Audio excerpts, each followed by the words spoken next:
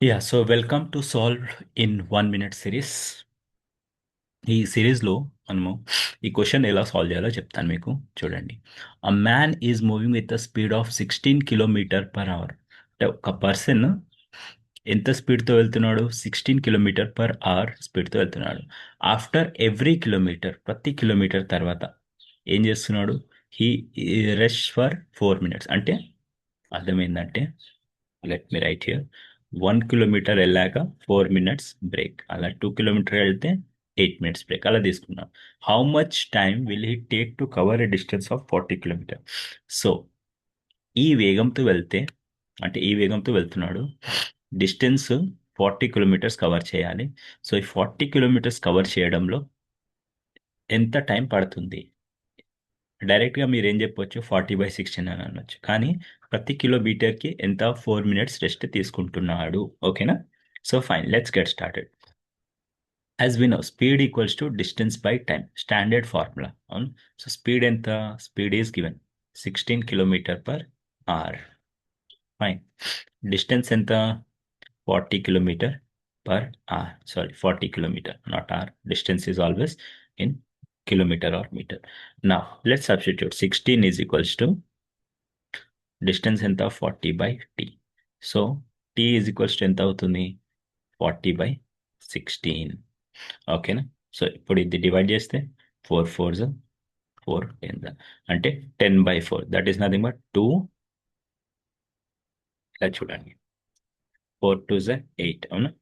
ఎంత మిగిలింది? 2. సో దీన్ని ఎలా రాసుకోవచ్చు? 2/4. 2/4 ఈస్ 1/2 అంటే 2.5 hours. 2.5 hours అంటే ఎంత? 2 hours 30 minutes. ఇది టోటల్ టైం అనమాట తీసుకు. కానీ ఇంకోటి ఏముంది? ఎవ్రీ కిలోమీటర్కి ఎవ్రీ కిలోమీటర్కి 4 minutes బ్రేక్ తీసుకుంటున్నాడు. సో టోటల్ ఎన్ని స్టాప్స్ ఉంటాయి అది తెలుసుకోవాలి. సో ఫస్ట్ కిలోమీటర్ వెళ్ళాడు అనుకోండి, 1 to 2 వెళ్తే ఫస్ట్ స్టాప్, 2 to 3, 3 to 4 అలా వెళ్తుంటాడు. కానీ లాస్ట్ది మనం కౌంట్ చేయొద్దు కదా. వై? బికాస్ 39 నుంచి 40కి వెళ్తున్నాడు అంటే అది 39దే అవుతుంది కదా. That's why we should not count that. So ఏం చేయాలి? టోటల్ ఎన్ని స్టాప్స్ అయితే అప్పుడు 40 - 1. ఇన్ కేస్ 41 ఇచ్చుంటే 40 స్టాప్స్ అయ్యేది. 42 ఇచ్చుంటే ఒకటి తక్కువ అనమాట. సో టోటల్ స్టాప్స్ వచ్చేసి 39. అండ్ ప్రతి స్టాప్కి ఎంత? 4 minutes. ఫైన్. సో ఇప్పుడు చూడండి, 3 4s 12, 9 4s 36. మీరు ఇలా కూడా క్యాలిక్యులేట్ చేసుకోవచ్చు. 39 ఇంటూ 4, 4 9 36 అని. ఇలా అలా అంత చేయకుండా నేనేం చేశానంటే, సింపుల్గా 39ని 30 + 9 అని రాసుకొని ఇలా మల్టిప్లై చేశాను. అప్పుడు 4 3s 20, 4 9s 36 అని వచ్చింది. టోటల్ ఎంత? 156 minutes. బట్ మనకేం కావాలి? We require in hours.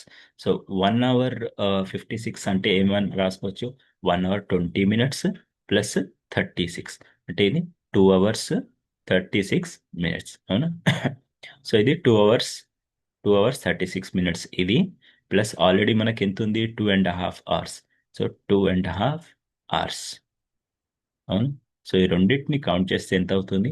2 hours + 2 hours 4 hours, 30 + 30 60 అంటే టోటల్ 5 hours ఇంకా 6 minutes. అవునా?